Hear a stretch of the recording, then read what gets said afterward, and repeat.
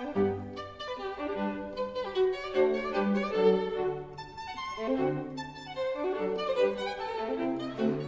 everyone, I'm Michelle Schumann, the Artistic Director of the Austin Chamber Music Center, and you are here watching Festival Focus. I am here with the amazing, fantastic John Largess from the Miró Quartet, and they will be performing in the Austin Chamber Music Festival on Sunday, July 7th. That's what we just said. That's right. It's official. It's going to happen. It's really happening. Yes. So I'm really happy to be here. And actually, we're here at an event at the Austin Country Club where we're going to be doing our annual bash. And I thought, well, John, let's do double duty and let's talk a little bit about the festival. That's right. That's right. So tell me about this program. I'm so delighted by this really interesting program that you're doing. So this program is part of a set of 3 programs, a project that the Miró Quartet is doing for our 25th anniversary, which is in the year 2020. Can you believe it? Time goes by so fast. I don't believe it. Well, I believe it. It feels like a long time. But for this anniversary project, we're calling it the Archive Project because we're going back into American string quartet history.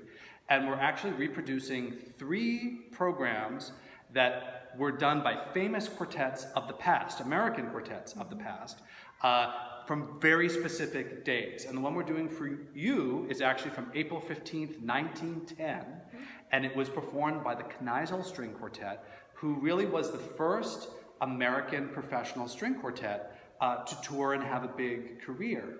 They were originally the principals of the Boston Symphony Orchestra.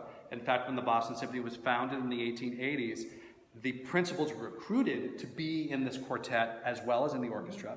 And they became so successful that after about 10 years, they quit the orchestra and just toured. And they were really the first group to do that. They were on trains all over the country. Because chamber music's the best. It is the best, and they loved it. So this quartet, they actually premiered Dvorak's American String Quartet for Dvorak in the 1890s in Boston. I mean, they're a very, very important group in our history. And so this program we're doing for you is, like I mentioned, from 1910. It's from the Schubert Club, which is the oldest continuous chamber music organization in the United States. They're still running today in St. Paul, Minnesota.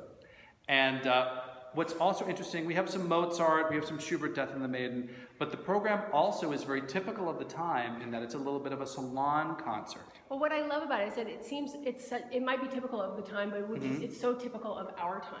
Right. Somehow, like it's just they programmed in different ways. I'm sure you can tell us more about that. Well, it's true. So we're actually doing 2 movements of complete pieces. So it was very normal in that time to not feel like you had to play the entire string quartet if you wanted to showcase kind of your highlights, or it's sort of like a buffet of fun movements. Well, in the 19th century, no one ever played full works. That's right. And it's a different audience experience, I think, to sort of appreciate pieces in this kind of light, fun way. Yes, there's some complete works on this program. One of the other fun things about this program is the cellist of the Kneisel Quartet, Alvin Schroeder, who is a very famous cello teacher.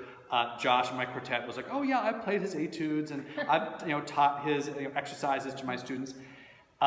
He was a very, very well sought after cello soloist. So it was a little bit of a tradition for the Kneisel when they toured to include a cello solo piece in their quartet program. That was just the thing, because when they went someplace far away, to Idaho, to Iowa, he was a star. He was a star, yeah. This was people's chance to hear him. So Josh, our cellist, will be playing the Survey Fantasy.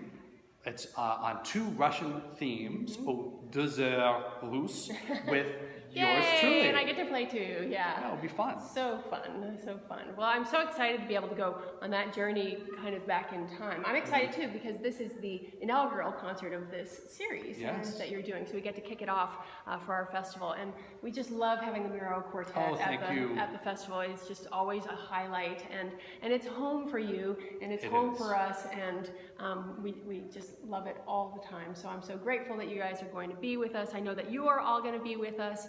And thank you for giving us some insight into this concert. Thank you so much for having us. It's going to be fun. All right. See you then. Bye.